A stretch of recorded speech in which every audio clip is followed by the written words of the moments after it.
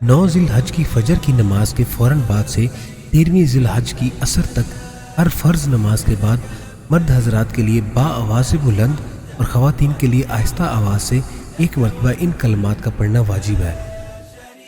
اللہ اکبر، اللہ اکبر، لا الہ الا اللہ، واللہ اکبر، اللہ اکبر، وللہ الحمد۔ یہ تکبیرات فرض نمازوں کے فوراً بعد کہی جائیں گی۔ اگر کوئی آدمی اس وقت کہنا بھول جائے یا جان بوجھ کر کوئی ایسا کام کر لے جو نماز کے منافی ہوتا ہے، یا کوئی بات زبان سے کر لے یا بھول کر مسجد سے نکل جائے، تو اب یہ تکبیرات نہیں کہی جائیں گی، کیونکہ ان کی قضا نہیں ہوتی۔ اب توبہ و استغفار کے ذریعے یہ کوتاہی بخشوانے کی کوشش کریں۔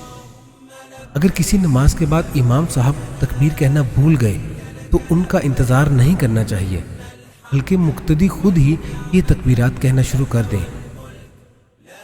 امام کے سلام پھیرنے کے بعد جن مقتدیوں کی رکعتیں باقی رہ گئی ہوں، وہ ان کی ادائیگی کے بعد با آواز بلند یہ تکبیرات پڑھیں گے: